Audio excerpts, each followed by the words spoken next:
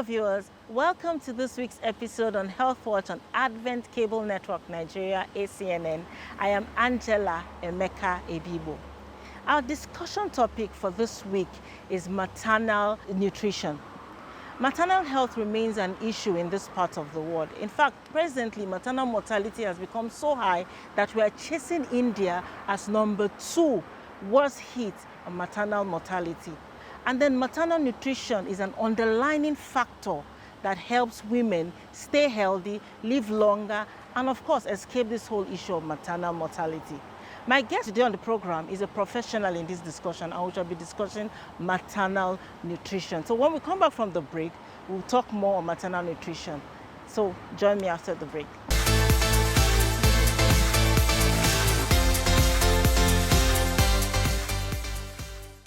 Welcome back, viewers. My guest today is Lady Ngozi Ikelian. Lady Ngozi Ikelian is a retired FCT Women and Child Nutrition Coordinator. And she's a nurse, she's a midwife, and a public health specialist. And I also like to personally call her Mom. Welcome to the program. Thank you very much. It's so good to finally see you again. You know, you were one of my first guests. You know, I think about 3 years ago.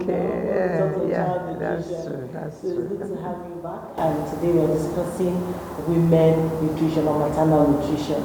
Thank you. But before we go into discussing maternal nutrition, which is very important for women's health, generally, we want to know, presently, in this part of the world, maternal mortality is really high. Yes. And I think right now we're chasing India as number 2, worst maternal mortality in the world. And I'm thinking, why is it so high? Especially like Nigeria, I think it's 804 deaths per 1,000 births, which is really sad. So why are we like that? What's happening? Yes. In the maternal mortality world? Thank you very much. Actually, it should be a cause of concern because when you look at the number of women that die and compare it to the total live births we are having, it is really alarming. And nobody is happy about it. Even we in the public health sector, we are really, really not happy about it. But just as you have said, the factors are not far-fetched. Looking at what is going on in Nigeria, looking at our environment, looking at our indices, you will see that we cannot but be at the level that we have found ourselves. Okay, when you now begin to look at the factors, maternal mortality actually has a lot of complex factors that are responsible. Because when you talk about the woman, you are talking about the woman as a young girl, as a growing adult, as a grown-up woman, and the woman that has now gotten married and getting pregnant and having children. So all this while, there are factors at each level that must be addressed in order to get a woman to really end up being healthy enough to be able to get pregnant and deliver a baby. So the factors, we can group them into 4 or 5. We have what we call the maternal factors, which has to do with severe bleeding. That is what we call postpartum hemorrhages, and her health in pregnancy, and how the pregnancy went, and the delivery, and so on. Then we have the infections that affect women, both from pregnancy to delivery. And then we have the issue of high blood pressure. This is a very serious matter. That's why we say that any woman that is pregnant must visit the health facility, where the blood pressure is monitored from day 1 to the time she will deliver. When there is approach or disparities in the blood pressure and it is a cause of concern, it should be fully and well addressed. Then we talk about pregnancy-related issues, and then complications of labor and delivery, and of course, unsafe abortion. All these are contributory factors, and underlying nutritional state of the woman is another cause. You can bear with me that nobody is eating so well now. Exactly. So the vulnerable group, as usual, the women and the children, will be worse hit in this predicament. And that is why we are insisting that women should be given good and priority attention when it comes to food and good health services. Thank you. Just before I even go into the nutrition that we're talking about, Yes. you know, there is this antenatal women go for. Just it came to my mind when Yes. you were talking about the high blood Yes. pressure, monitoring the high blood pressure. Yes. Now, if a woman has 3 children, is it only can she use the knowledge of this child to handle the issue of the second and the third child? Because I've met young ladies. I'm not talking of ladies in the rural area. I'm talking of ladies working in the urban areas, and they use the knowledge of the one child to, you know, is that acceptable? It is not acceptable because no two pregnancies are the same. It is lack of knowledge. No, your body, probably you had your first baby at the age of 24, or rather let's say 20, between 20, 25 years. And when you're having the second one, your age will be around 26, 27. How can it be the same? Of course it can't be the same. It cannot. And that is the problem we are having. When people have this kind of knowledge, then it is very, very disastrous.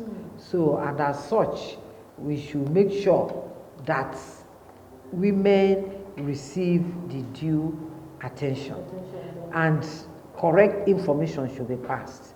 Once a woman notices that she's pregnant, that is when caring begins. And she cannot care for herself.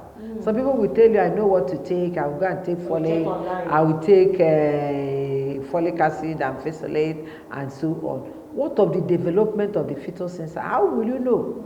You know? So it's not encouraged, it's not advisable at all. So if you have 3 children, you must attend antenatal. You must attend antenatal. Actually, the hospital will register women from 3 months and above. And that is not to say that if you're having any issue before these 3 months that you will not visit the health facility, you should come so that whatever it is should be nipped at the bud before it affects the fetus, the baby inside, and even the maternal health too. So very important, because I think I know one person who passed on because she was Yes. using the internet to do antenatal. You see, you're using the internet to do antenatal. Is it the internet that will tell you whether the size of the baby's head is appropriate with your pelvis to ensure that that baby will come out through that outlet? These are the things that are checked antenatally, you know, and you wouldn't know what is going on with regard to your unders. All these things are looked at antenatally, and you're asked if there are any things that any abnormal feelings that you're having. All this will help us. If the baby is in adult's abnormal position, how will you know? You will not know because you cannot palpate yourself. Thank you. Thank you very much. So we want to talk on nutrition now. Okay. Very, very important. Very important. Yes. But how important? No, nutrition is the underlying factor. Wow. You know, if the woman is not well nourished, there's nothing. She may carry the pregnancy, and the baby will try to drag to take all that she has within her, and that means she's left without. And don't forget that she's still going to go through the strains of pregnancy and the strains of labor and delivery. So it is a very, very serious factor. And when we talk about maternal nutrition, we begin from the girl child. As far as the girl child, from beginning, if the girl child is not well nourished, she will grow into an undernourished adult, from an undernourished adult to an undernourished woman, and undernourished woman to an undernourished pregnant woman that will deliver. So all these things, all this situation will affect every stage of her life. Wow. So that is why we encourage improved nutrition for the girl child. Okay? We encourage the girl child to eat well, and they should eat different types of food We have 4 basic classes of food which the girl child must eat from in a day.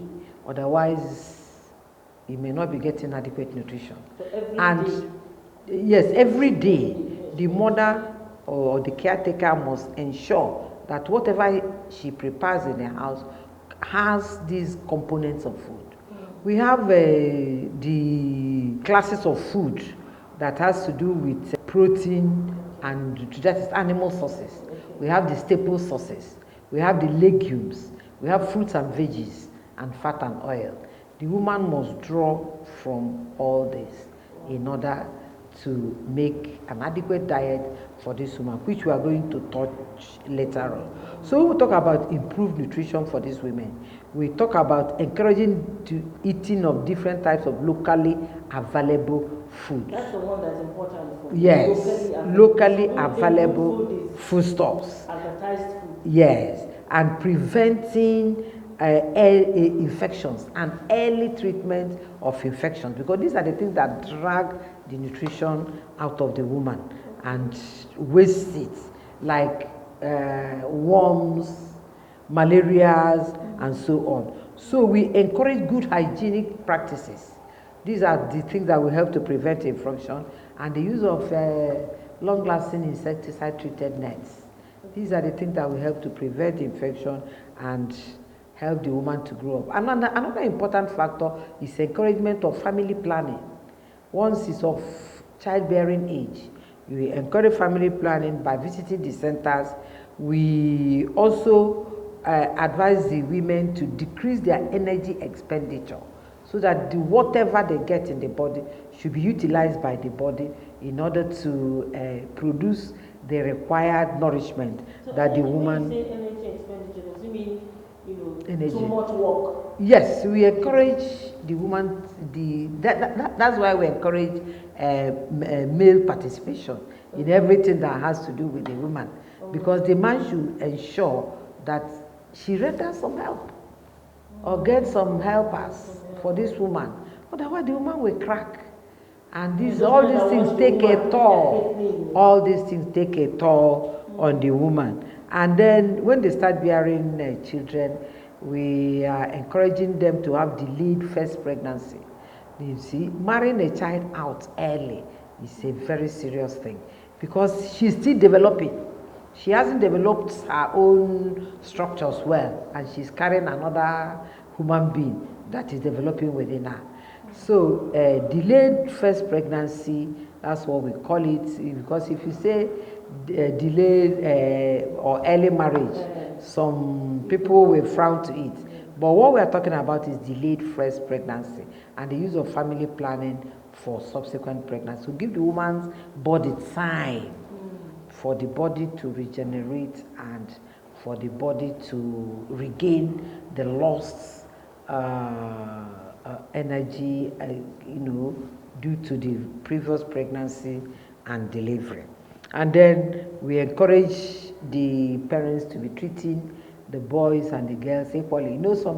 Some parents will prefer to send the boys to school and leave the girl.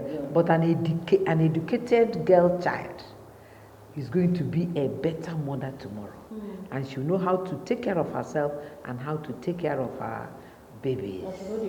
And she knows the importance of education to the children and what the child should need. When we talk about adequate diet, it's somebody who understands, that will give you, that knows what it means to take from all these classes of food that I mentioned.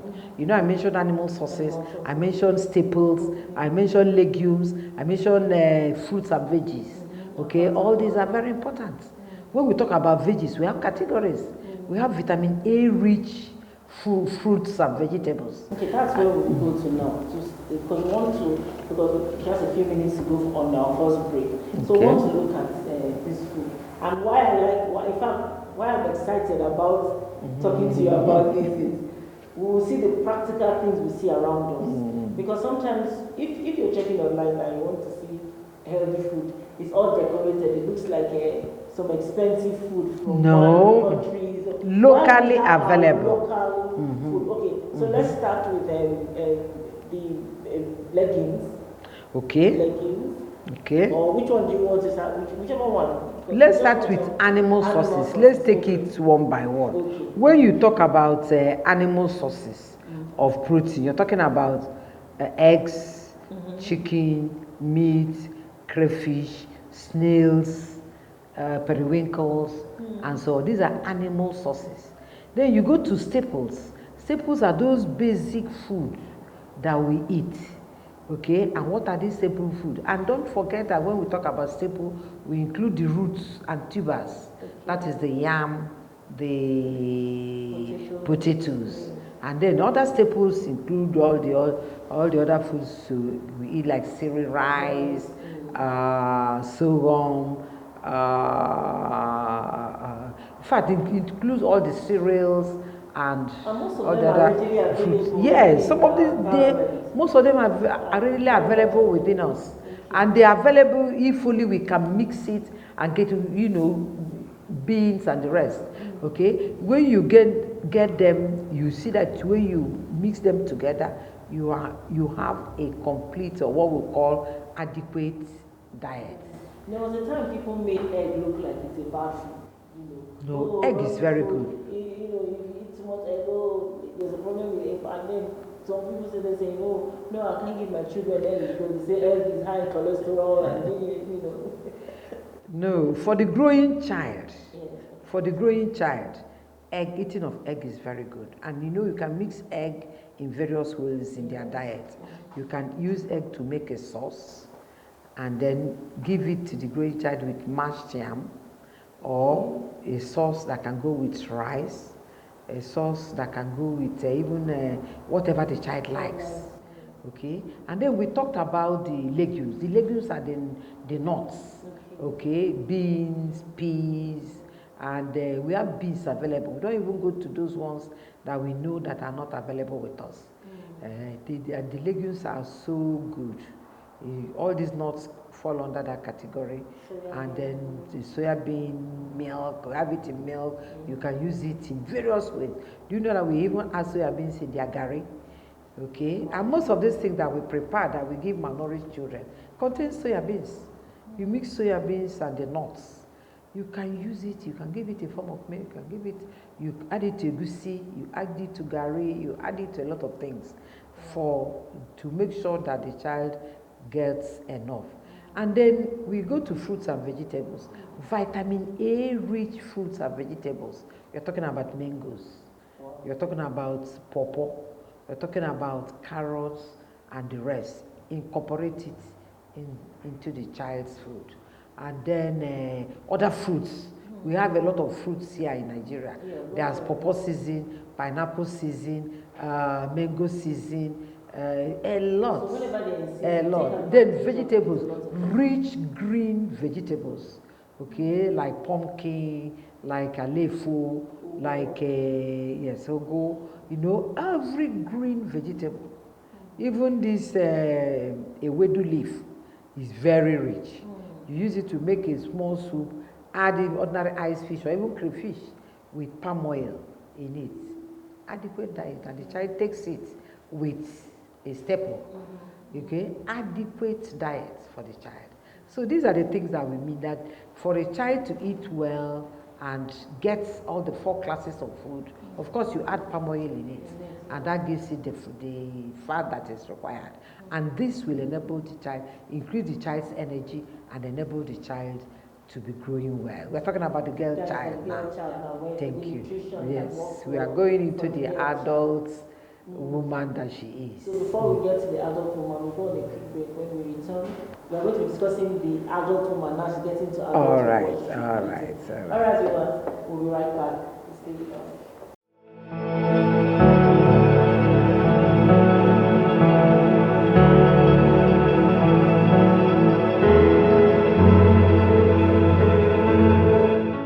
In terms of true worship, we must seek the Lord. We will not be able to come with all our perfections. We will recognize as superseding every other gift. So love, in essence, is very important. Our position is who we are. Our disposition is the way we relate to who we are. So it's not about your position, it's also about your disposition. People of God, I want to tell you that no matter who you are, No matter your position, your status, you have encountered that superior power, the efficacious power of the blessing. It says this God hears prayers, and then he expands the limits of whose prayer is heard.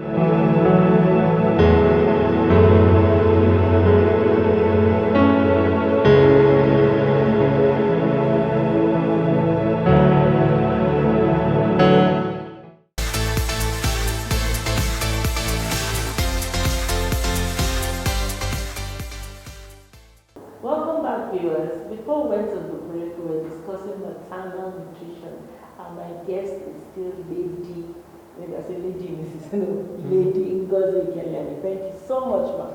Thank you so much. So we're discussing, before we went on the break, we discussed the health nutrition for the girl child. So now we're progressing to when she's now an adult. An adult, yes. The kind of food she needs. But before we even get to the adult one, you know, these days you get a lot of young girls who are so big and they are eating. Teenage girls, yes. Who don't even want to eat yam, they just want to fast food and this. Very terrible. But what's the problem with the fast food? The fast food are so dangerous. It will make the young girl to add so much weight, and this weight is what suppresses a lot of things in her body. And we know that the byproduct of these fast foods are deposited and left in the body. So it should be, in fact, the young girl should be encouraged to take a lot of vegetables and fruits. Most of them don't like it. They will want what they call them, shawarma, yes, and all, and puff and buns, and these are terrible foods. In fact, I encourage mothers not to give buns and puff. When I was heading the pediatric centers in the FCT hospitals, you cannot come into that unit with biscuit or puff for a child because it gives nothing at all. I always encourage mothers, when you come with it, it's you that will eat it and not the child. Instead of giving puff, if you must give something like that, you give akara ball.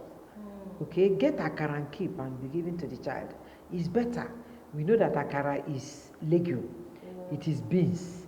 It has with the oil, and the little onions and things that are put into it, it makes it a complete diet. And when the child takes it with pap, that gives the child a complete diet. And some of this food you mentioned, it makes the child even full for longer, so you don't. Yeah, the child is full and at the same time has received adequate nourishment and nutrients for the day. Okay, when we talk about the teenage girl that translates to adulthood, we mentioned about the 4 classes of food that must be involved in her diet. All we need to do is to increase her food intake and encourage all these different types of food at every meal, and of course snacks that has to do with fruits and veggies. When we say snacks, we're not talking about chin-chin, we're not talking about puff. We don't have fruits and vegetables. And then another way we can encourage her to adequately retain her nourishment that will help her to carry her baby successfully is delaying the first pregnancy to when she's matured, because her organs are still developing. That's why you see a lot of breakdowns. If you notice that Nigeria has been battling with increasing number of cases of vesico-vaginal fistula. That is this stool that results from pushing the baby in an undeveloped pelvis that tends to rub between the lining of the vagina and the lining of the rectum. That is where the waste comes out, and leaving an opening there. And when there's an opening, you see feces flowing from there into the woman's private parts. And that is what, because it can smell, and these young girls are rendered useless in life. You know? There are some states that if you go now, you see a whole ward in a hospital full of these young girls. Okay, and these are the thing that causes it. When they are immature, their organs are not matured, and the head of the baby is pushing through it. in order for the baby to be delivered. Then we also indicated the seeking, preventing diseases and seeking early treatment of infections. By this time, we are talking about sexually transmitted infections, which can cause a lot of damage to the woman's fertility system. And this is very, very important. And we talk about HIV/AIDS too. HIV is included among these infections. And even when they become pregnant and they are found, if the treatment is started early, it can be taken through pregnancy, and the woman will be healthy. It can handle the baby will be taken care of, the mother will be taken care of. And then another point is encouraging parents to give the girl child good education, so that the girl child should be able to know how to take care of herself. Avoiding early marriages, avoiding eating processed and fast foods, and then avoiding intake of coffees and teas with food. Very dangerous. Just as many people. Teas. When I say tea, it includes Coke. These young girls will like to take jollof rice with Coke. You know, we did it when we were young. It was when we now learned, because I love jollof rice with Coke. Then, you know, as soon as I went into health system, I now realized the dangers. So we should encourage them not to do that. Then good hygienic practices. You know, the woman must keep herself clean to prevent all these infections. Bath as at when due, take care of her normal monthly periods. I wanted to ask, because if you go online, there are things trending. There are some of the things I will dig up later. I'll still talk about it. Then you see people actually now saying, oh, that the reason there's increase in uterine cancer, it's because we're using sanitary towel. That women, this is proper teaching online, that ladies should go back to using the cloth method. And I'm like, how does that work? Yes, when you talk about sanitary towel, you might be looking at the inserted ones. Me, I'm of the opinion that tampons actually should not be used. It makes the woman look sleek and wear her trousers and all whatnot. But then, how safe and how healthy? Because some people will leave it for a very long time. So the blood that accumulates in this decomposes and now might go back to the womb. And when it's go back, not uncomfortable only, it can infect the womb. Okay, and one of the conditions of that infection is so difficult to treat. Okay, and so many women are still battling with it, and that is one of the causes of infertility that we see. I think the normal sanitary pad is okay. But if you can go with tampons and you can change it often as at when do, all right. That is why you've seen that these tampons are no more being promoted as before. In our days, there was this promotion of tampons, okay? And even when you use it, you will know that this thing, you know, by the time you use it for a long time and you don't have time to go and change and do all whatnot, it can start decomposing and become something else. Then, yes, that cloth one, you can never keep it very clean. You can never keep it very clean. Our mothers used it and it worked for them, but now I don't think we can manage it. Yeah. So just in case you're watching online and reading online, they say, oh, don't use. No, I don't think it's. Using clothes. I don't think it's. Because actually, if you're in a place or you don't have money to buy sanitary towels, if you use it, you have to be changing it very often. Okay, so that you wash it and it doesn't stay long with you or in your body. Then we also talked about, we are talking about encouraging good hygienic practices, the use of insecticide net to prevent malaria. Malaria is a killer, it's very deadly, but most times we are taking it for granted.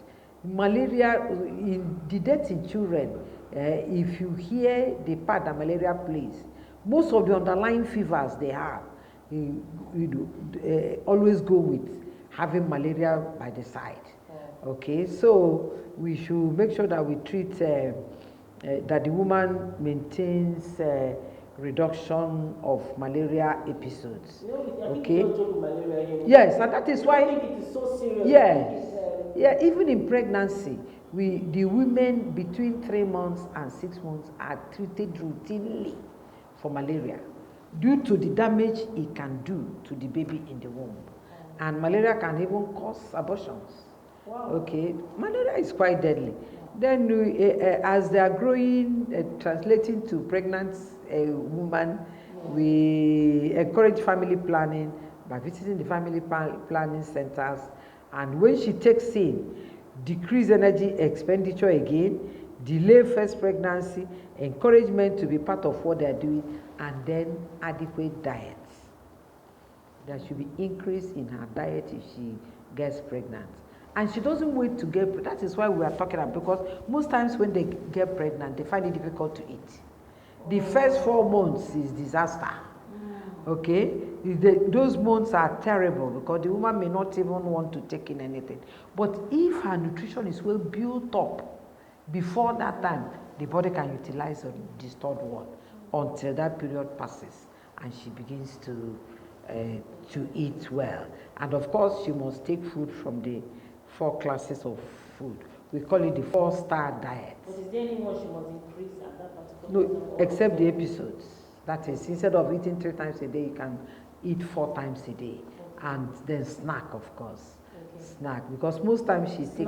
When mommy says snack. When I say snack, I'm not talking about puff puff and buns. I'm talking about fruits. I'm talking about veggies. I'm talking about things like akara. Can be a good snack. These are the things that the woman can nibble. Okay, thank you. Yeah, and if she can tolerate crackers in early pregnancy, it will be good to, you can take the crackers with butter, or take the crackers with peanuts and all, just to add 1 or 2 factors, food groups into what she's taking. Okay. Now there's something I want to talk about because it's also going in line with the nutrition thing. You know, I'm also bringing my online family. You see all this, drink this combination.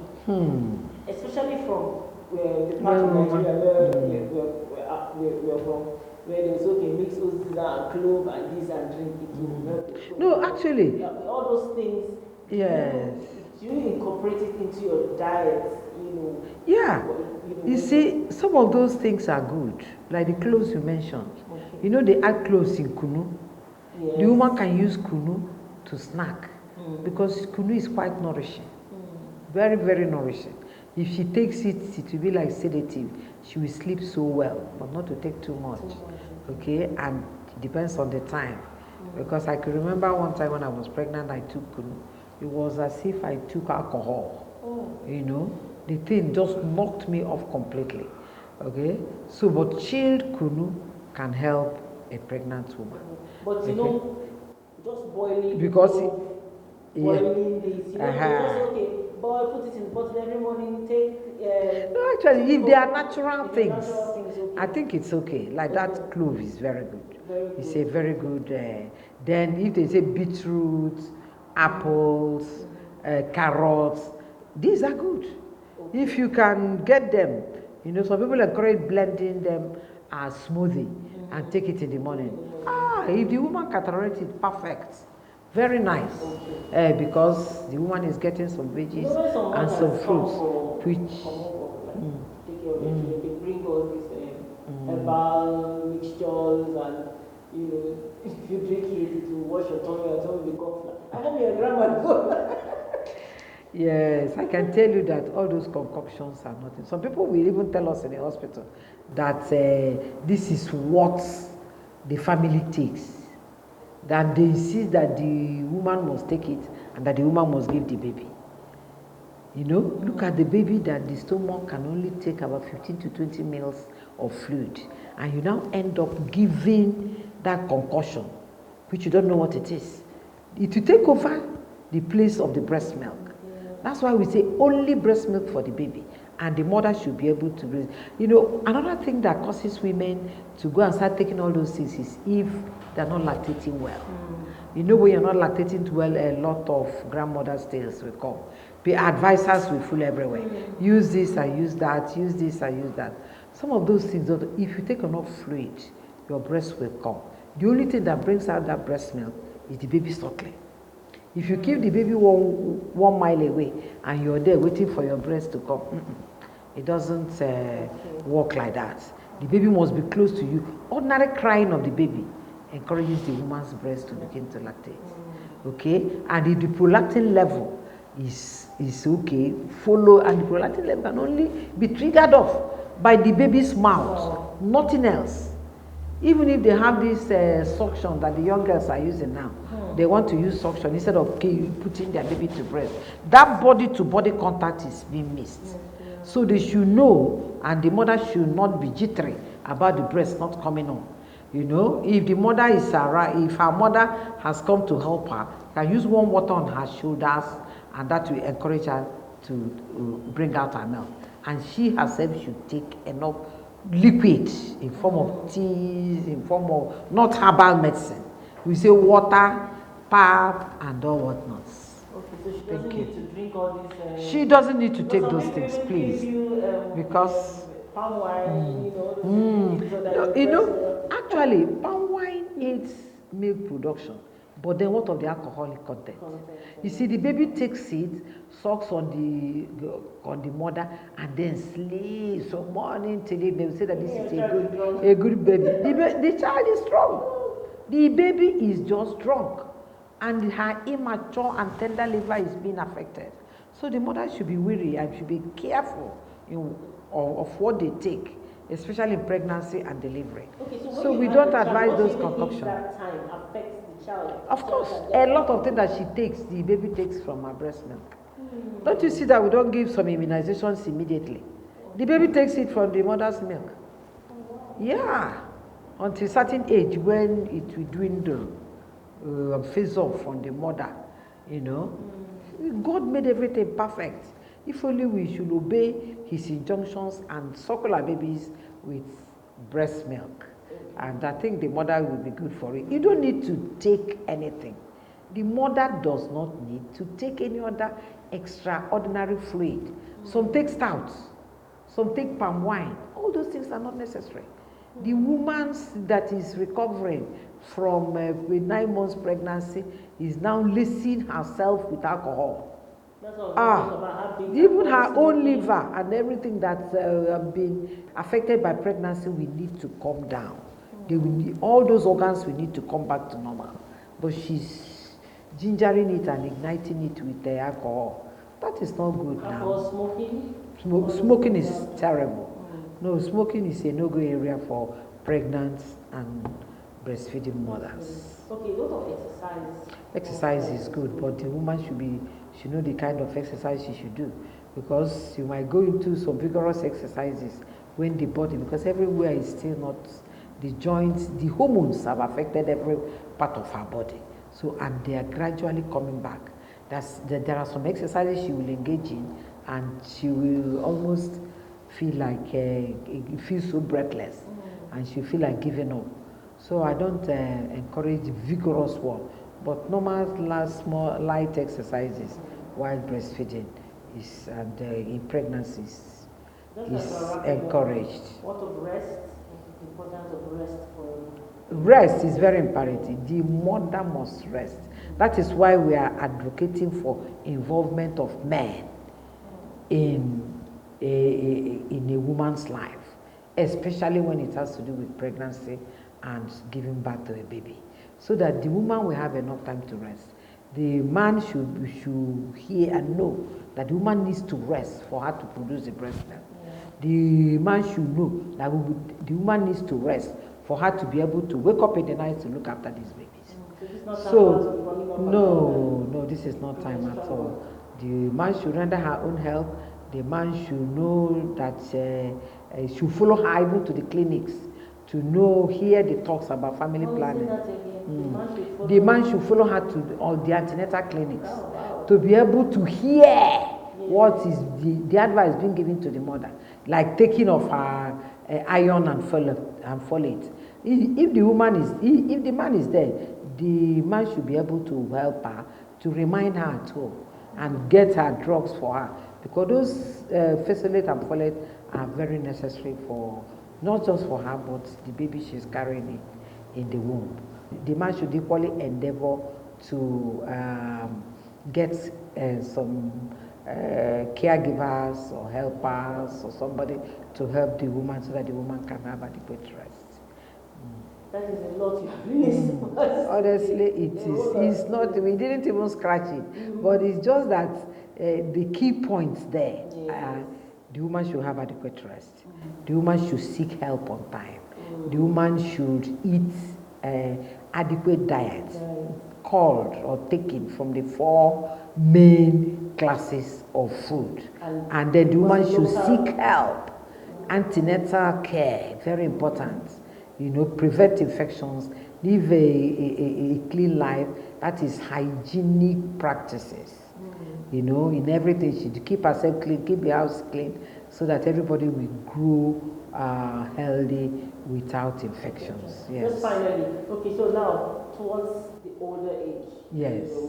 As we are getting there, yes. You know, just drop it, because it's like, I was pulling you back to talk about, because you're looking even younger than the last time I said, so there's something you know that I want you to know. No, it's just that as one is getting old, after you've had your babies, of course you eat less. All those eating that you're doing when you're in your reproductive life, then you have to cut down because you don't need them anymore.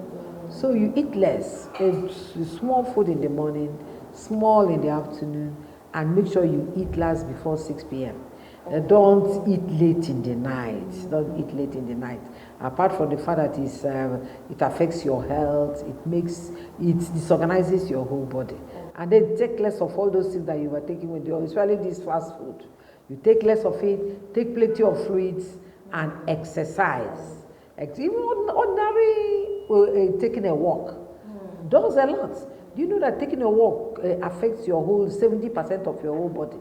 Instead of unlike staying and saying that you're doing one form of exercise or the other, you know, you can do some exercise that involves some parts of your body only, but your whole body will not be affected. But when you take a walk, it affects the entire body, and you see that you will even be feeling better within you. You know, and I encourage us to take a lot of fluid. A lot of fluid is very important because it will help to wash out all the antioxidants. And that is all the oxidant material. And water is a good antioxidant. So all these stories we hear, this is antioxidant. Just stick to taking good, take a lot of water. A lot of water does it. Then in addition to some of these fruits and vegetables. Yes. These are the things that help us. Which means God has given us everything. God has given us everything. You don't even need to go to the hospital for what, if only you can eat wisely. Okay? You eat wisely and exercise good hygienic practices. You are there. Thank you very much.